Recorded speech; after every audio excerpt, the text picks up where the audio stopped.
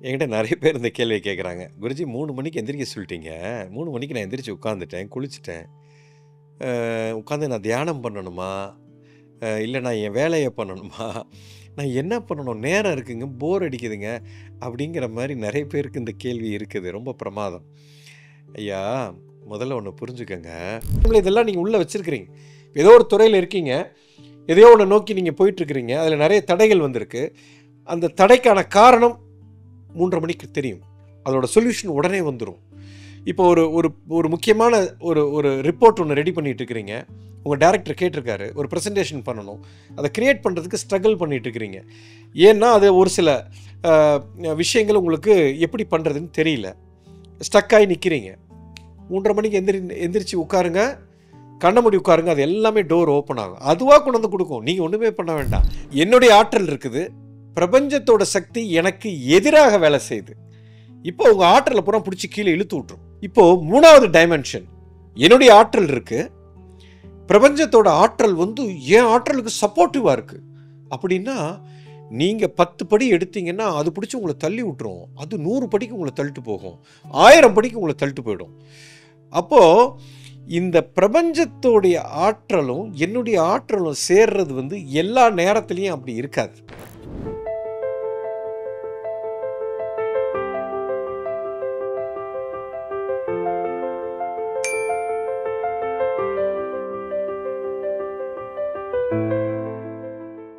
குருஜி, நானு வந்து ஒரு கிரியேட்டிவ் ஃபீல்ட்ல இருக்கிறீங்க. ஒரு ஃபோட்டோகிராஃபரா இருக்கேன், அல்லது ஒரு சிங்கரா இருக்கேன், அல்லது ஒரு மியூசிஷியனா இருக்கேன், அல்லது ஒரு கிரிக்கெட்டரா இருக்கேன், அல்லது ஒரு any field, creative field, designer, any field. இப்போ என்னோட துறையில நானு அந்த கிரியேட்டிவிட்டி அந்த விஷயத்த நான் கிரியேட் பண்றதுக்கு நைட்டு வந்து பார்த்தீங்கன்னா, அந்த 12 டூ 2 அந்த நேரத்தில நான் கிரியேட் பண்றது எக்ஸ்ட்ரார்டினரியா இருக்கு குருஜி. ஆனா மத்த நேரங்கள்ல சாயங்காலம் ஒரு மதியானம் 3 டூ 4 உட்காந்து அதே ஒர்க்க பண்றேன். காலையில 12 டூ 2 பண்றேன். காலையில 10 மணிக்கு பண்றேன். ஆனா அந்த ஒரு அவுட்புட் வரமாட்டேங்குது. அதே ஆள் தான். நான் ரொம்ப பேஷனேட்டா என்னோட தொழில்ல பண்றேன். ஆனா வரமாட்டேங்குது. இப்ப அந்த நைட்டு மிட் நைட்டு அந்த 12 டூ 2 மணி 3 மணிக்கு நான் பண்ற வேலை எக்ஸ்ட்ரார்டினரியா வருது. இந்த ஒரு எஃபிஷியன்சிய வேற டயத்துலயும் என்னால ரெப்ளிகேட் பண்ண முடியுமா? பயங்கரமான ஒரு கேள்வி. சார், இதுல 2 விஷயம் இருக்கு. நல்லா புரிஞ்சுக்கணும். ஒண்ணு உங்களுடைய சக்தி. இன்னொன்னு பிரபஞ்சத்தினுடைய சக்தி. இயற்கையில நம்ம சக்சஸ் ஆவறதுக்கு நம்ம 2 கை மாரிங்க அது. ஒரு கை வந்து என்னுடைய ஆற்றல். இன்னொரு கை வந்து பிரபஞ்சத்தோட ஆற்றல். இது 2ம் சேரும்போது தான் நீங்க உச்ச கட்டத்தை ரீச் பண்ண முடியும். உங்களுடைய ஆற்றல் மட்டும் இருக்கு. பிரபஞ்சத்தோட ஆற்றல் வந்து எனக்கு அகெயின்ஸ்டாவும் இல்ல, அல்லது எனக்கு சப்போர்ட்டும் பண்ணல. மிதமா இருக்கு அப்படின்னா உங்களுடைய பெர்ஃபார்மன்ஸ் ஒரு லெவல்ல இருக்கும். என்னுடைய ஆற்றல் இருக்குது. பிரபஞ்சத்தோட சக்தி எனக்கு எதிராக வேலை செய்யுது. இப்போ உங்க ஆற்றல பூரா புடிச்சு கீழ இழுத்து விட்டுரும். இப்போ 3வது டைமென்ஷன். என்னுடைய ஆற்றல் இருக்கு. பிரபஞ்சத்தோட ஆற்றல் வந்து என் ஆற்றலுக்கு சப்போர்ட்டிவா இருக்கு. அப்படின்னா, நீங்க 10 படி எடுத்தீங்கன்னா, அது புடிச்சு உங்கள தள்ளி விட்டுரும். அது 100 படிக்கு உங்கள தள்ளிட்டு போகும். 1000 படிக்கு உங்கள தள்ளிட்டு போயிடும். அப்போ இந்த பிரபஞ்சத்தோடைய ஆற்றலும், என்னுடைய ஆற்றலும் சேர்றது வந்து எல்லா நேரத்திலயும் அப்படி இருக்காது. இதைத்தான் நீங்க புரிஞ்சுக்கணும். இது இயற்கையோட சட்டம், என் சட்டம் இல்ல. இத நல்லா புரிஞ்சவங்க தான் ஆன்மீகவாதி. இதுதான் ஸ்பிரிச்சுவாலிட்டின்னு சொல்றோம். ஸ்பிரிச்சுவாலிட்டின்னா நீங்க ஏதோ காவி சட்டை போட்டு, கொட்டைய போட்டு, பட்டைய போட்டு போய் காட்டுல உட்கார்றது மேட்ரு கிடையாதுங்க. இயற்கையோட சக்தி இயக்கத்தை புரிந்து கொண்டு எனக்கும் அதற்கும் உள்ளான தொடர்பு எப்படி இருக்குங்கிற அந்த சயின்ஸ் தான் ஸ்பிரிச்சுவாலிட்டி. நல்லா புரிஞ்சுக்கணும். அப்படி பார்க்கும்போது இந்த 12 டூ 2 அப்படின்னு என்னை கேள்வி கேட்ட அந்த அன்பருக்கு பதில், அந்த நேரத்தில் அதுக்கு பேர் சாந்தியா காலம்னு பேர், மிட் நைட் சாந்தியான்னு பேர். பிராமின்ஸுக்கு இது தெரிஞ்சிருக்கும். அந்த நேரத்தில் இயற்கையில் ஒரு பெரிய சக்தி ஒன்று நகருது. அப்போது இயற்கையில் பார்த்தீங்கன்னா எல்லா மைண்டு லெவல் எல்லாமே ஒரு லெவலுக்கு வந்துடும். எல்லாம் ஊரே அடங்கி கிடக்கிற நேரம். அந்த நேரத்தில் உங்களுடைய சக்தி ஒரு குறிப்பிட்ட விகிதத்தில் வேலை பார்க்கும். இயற்கையோட சக்தி பயங்கரமாக வேலை பார்க்கும். ஸோ உங்களை அடித்து தூக்கும். இது ஒரு குறிப்பிட்ட ஸ்பீடு. சரி, இதோட ஸ்பீடு வந்து 70 கிலோமீட்டர்னு வச்சுக்கோங்க. இப்போ இன்னொரு சப்ஜெக்ட் என்னன்னா, இப்போ இந்த நைட்டு 12 to 2 டயத்தை தாண்டி 3 மணிக்கு எந்திரிச்சு குளிச்சுட்டு 3:45லேருந்து ஒரு 5 மணி வரைக்கும் 5 to 5:30 வரைக்கும் இயற்கையில் பார்த்தீங்கன்னா 60-70 கிலோமீட்டர் ஸ்பீடு இல்லைங்க, அது 100 கிலோமீட்டர் ஸ்பீடில் அடித்து தூக்கும். நினச்சி பார்க்க முடியாத ஒரு எனர்ஜி ஒர்க் ஆகும்.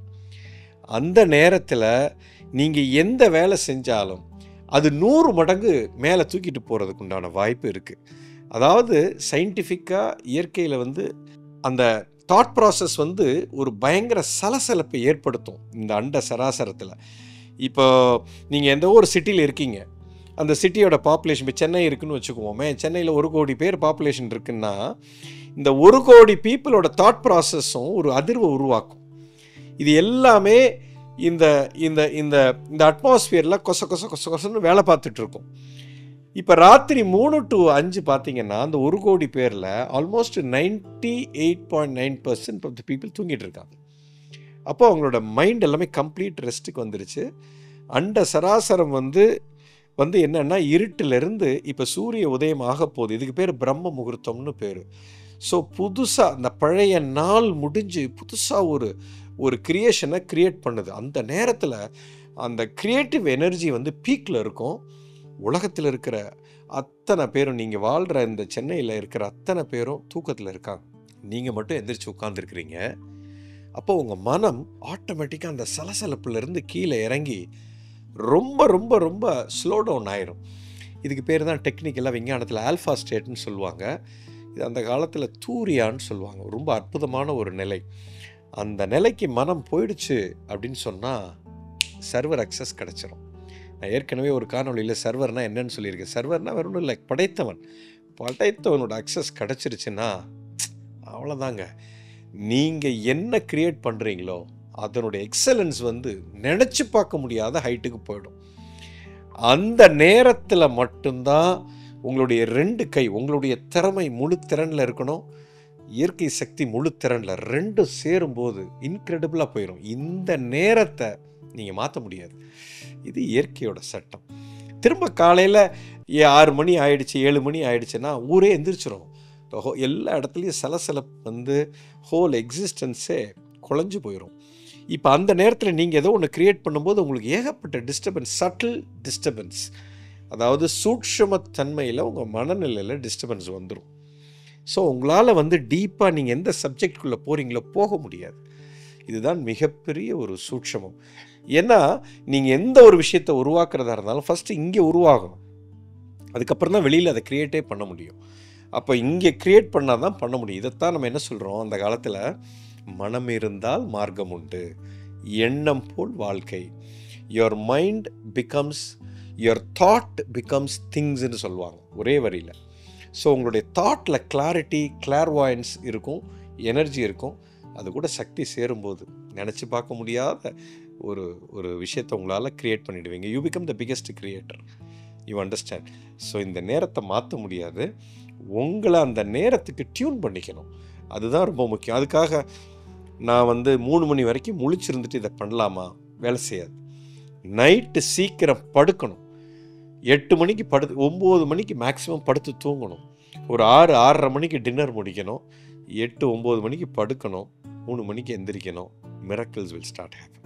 You understand? புரிஞ்சிருக்கும்னு நினைக்கிறேன். பாரத தேசத்தின் நெடிய ஞான மரபின் தொடர்ச்சி குரு மித்ரே சிவா நடத்தும் அல்கெமி புரோகிராமில் பங்கேற்க ரெஜிஸ்டர் செய்யுங்கள் அல்லது கால் 9655992559. எங்கள் வெப்சைட் www.matangifoundation.org. என்கிட்ட நிறைய பேர் இந்த கேள்வியை கேட்குறாங்க. குருஜி 3 மணிக்கு எந்திரிக்க சொல்லிட்டீங்க, 3 மணிக்கு நான் எந்திரிச்சு உட்காந்துட்டேன், குளிச்சுட்டேன், உட்காந்து நான் தியானம் பண்ணணுமா, இல்லை நான் என் வேலையை பண்ணணுமா, நான் என்ன பண்ணணும், நேரம் இருக்குங்க, போர் அடிக்குதுங்க அப்படிங்கிற மாதிரி நிறைய பேருக்கு இந்த கேள்வி இருக்குது. ரொம்ப பிரமாதம். ஐயா, முதல்ல ஒன்று புரிஞ்சுக்கங்க. இந்த ஆசைன்னு ஒன்று சொல்லியிருக்கேன். நீங்கள் சும்மா ஒரு விஷயத்தை மேம்போக்காக ஆசைப்பட்டாலே பிரபஞ்சம் அதை உங்களை கொண்டு காமிக்குது. மற்றொரு காணொலியில் பேசியிருக்கேன் இந்த லேடிஸ் பற்றி. அவங்களுக்கு ஜுவல்லரியில் ரொம்ப விருப்பம் இருக்குது, காஸ்மெட்டிக்கில் விருப்பம் இருக்குது, இல்லை பொட்டிக்கில் விருப்பம் இருந்தால் அந்த கடையெல்லாம் அவங்க கண்ணில் கொண்டு ஆட்டோமேட்டிக்காக காமிக்குது இல்லையா? அதே மாதிரி தான் இந்த 3 மணிக்கு கடையை காமிக்காதுங்க, கடைக்குள்ளே இருக்கிற எல்லாத்தையுமே காமிக்கும். நீங்கள் எந்த துறையில் ஆசை வச்சுருக்கிறீங்களோ, இப்போது நீங்கள் வந்து ஒரு ஃபோட்டோகிராஃபி மேலே உங்களுக்கு வெறித்தனமான ஒரு ஆசை இருக்குன்னா, ஃபோட்டோகிராஃபி பற்றின அத்தனை சூட்சமமும் உங்கள் கையில் கொண்டு வந்து அதுவே கொடுக்கும். நீங்கள் ஒன்றுமே பண்ண வேண்டாம். சும்மா எந்திரிச்சு சும்மா அப்படி கண்ணை மூடி உட்கார்ந்தீங்கன்னா அதுவே உள்ளே வந்து விழுகும். நீங்கள் பாடகராக இருக்கிறீங்க, வெறித்தனமான நான் பாடகராக மாறணும்னு உங்களுக்குள்ள ஆசை இருந்தால் 3 மணிக்கு எந்திரிச்சு உட்கார்ந்தீங்கன்னா உலகத்தில் இருக்கிற அத்தனை பாட்டு, அதுக்குள்ளே இருக்கிற சூட்சமம், அந்த ராகம், அந்த நோட்ஸு, அது எல்லாம் உங்களுக்குள்ளே வந்து விழுகும். அதை எப்படி பண்ணணும் எல்லா யுக்தியும் உங்களுக்கு ஆட்டோமேட்டிக்காக வரும். அதாவது உங்களுடைய ஆசை தான் தீவிரமாக இருக்க வேண்டும். உங்களுக்கு உண்மையிலேயே ஒரு ஆசை தீவிரமாக இருக்குதா, அல்லது உண்மையிலேயே உங்களுக்கு ஒரு கோல், வாழ்க்கையில் ஒரு லட்சியம்னு ஒன்று இருக்குதா, டெஸ்டின்னு ஒன்று இருந்தால் போகிறோம். சார், இப்போ உங்கள் மைண்டில் என்னெல்லாம் தாட் ஓடிக்கிட்டு இருக்கு பாருங்கள். இப்போ இந்த காணொலியை பார்த்துட்ருக்கிறீங்க, ஒரு சின்ன உதாரணம். உங்கள் மைண்டில் என்னெல்லாம் தாட்டு ஓடும், நீங்கள் எதெல்லாம் ஆசைப்பட்டீங்களோ அதுதாங்க தாட்டாக ஓடும். You understand? உங்களுடைய ஆசை, உங்களுடைய விஷன், உங்களுடைய கோலு, உங்களுடைய விருப்புகள் அல்லது வெறுப்புகள், லைக்ஸு, டிஸ்லைக்ஸு, இதெல்லாம் தான் தாட் ப்ராசஸாக ஓடும். அப்போ இதெல்லாம் நீங்கள் கரெக்டாக ஃப்ரேம் பண்ணி வச்சுட்டீங்க. உங்களுடைய விஷன் என்ன, கோல் என்ன, இதை எப்படி கிரியேட் பண்ணுறது? நிறைய பேருக்கு அந்த கேள்வி வேறு இருக்குது. எனக்கு கோலே இல்லையே குருஜி, எனக்கு ஆசையே இல்லையே, அதை எப்படி கிரியேட் பண்ணுறது? அதுக்கெல்லாம் பல டெக்னிக் இருக்குது. ஸோ அந்த ஆசை, ஒரு குறிப்பிட்ட ஃபீல்டில் உங்களுக்கு இருக்கிற தீவிரம், இது இருந்துச்சுன்னா போகிறோம். நீங்கள் ஒன்றும் இல்லை, நீங்கள் சும்மா தியானம் கூட பண்ண வேண்டாம், சும்மா கண்ணை மூடி இப்படியே உட்காருங்க போகிறோம். தியானம் பண்ணணும்னு நினைக்காதீங்க, கான்சன்ட்ரேட் பண்ணணும்னு நினைக்காதீங்க, சும்மா உட்காருங்க. உங்களுக்குள்ளே இருக்கிற டிசைர் எல்லாமே மேனிஃபெஸ்டேஷன் ஆக ஆரம்பிக்கும்.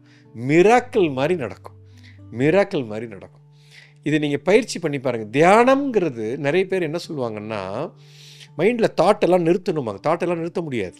You understand? என்ன தாட் வேணாலும் வரட்டும், சும்மா உட்காந்து வேடிக்கை பாருங்கள். 3 மணிக்கு எந்திரிச்சு உட்காந்து குளிச்சுட்டு 3:30 மணிக்கு உட்காருங்க சார். உங்கள் தாட்டெல்லாம் வேடிக்கை பாருங்கள். உங்களுடைய டிசைர்லாம் அப்படியே கண்ணு முன்னாடி வந்து நிற்கும். அதுக்குண்டான எல்லாம் அப்படியே கண்ணு அப்படியே ஃபில்டராகி உங்களுக்கு என்னெல்லாம் வேணுமோ அது எல்லாத்துக்கு உண்டான சொல்யூஷன், உங்கள் ப்ராப்ளம், உங்கள் அத்தனை ப்ராப்ளத்துக்கு உண்டான சொல்யூஷன் எல்லாம் உங்கள் கண்ணுக்கு வரும். நீங்கள் கேட்க வேண்டியது, ஏன்னா நீங்கள் டே டைமில் இதெல்லாம் நீங்கள் உள்ளே வச்சுருக்கிறீங்க. ஏதோ ஒரு துறையில் இருக்கீங்க, எதையோ ஒன்று நோக்கி நீங்கள் போயிட்டுருக்கிறீங்க, அதில் நிறைய தடைகள் வந்திருக்கு. அந்த தடைக்கான காரணம் 3:30 மணிக்கு தெரியும், அதோட சொல்யூஷன் உடனே வந்துடும். இப்போ ஒரு முக்கியமான ஒரு ரிப்போர்ட் ஒன்று ரெடி பண்ணிட்டு இருக்கிறீங்க. உங்கள் டைரக்டர் கேட்டிருக்காரு, ஒரு ப்ரெசன்டேஷன் பண்ணணும். அதை கிரியேட் பண்ணுறதுக்கு ஸ்ட்ரகிள் பண்ணிட்டு இருக்கிறீங்க. ஏன்னா அது ஒரு சில விஷயங்கள் உங்களுக்கு எப்படி பண்ணுறதுன்னு தெரியல, ஸ்டக்காகி நிற்கிறீங்க. 3:30 மணிக்கு எந்திரிச்சு உட்காருங்க, கண்ண மூடி உட்காருங்க. அது எல்லாமே டோர் ஓப்பன் ஆகும், அதுவாக கொண்டு வந்து கொடுக்கும். நீங்கள் ஒன்றுமே பண்ண வேண்டாம், அப்படியே போய் எழுதிட்டீங்கன்னா முடிஞ்சு போச்சு. That will be the best presentation you can ever deliver. Everything is like that. நீங்கள் எதெல்லாம் ஆசைப்பட்டீங்களோ அதெல்லாம் உங்கள் முன்னாடி வந்து நிற்கும். நின்று பாருங்கள், தெரியும். நீங்கள் ஒன்றுமே செய்ய தேவையில்லை, சும்மா கண்ண மூடி அப்படியே ரிலாக்ஸ் பண்ணுங்கள். Everything will fall into place. This is the biggest secret.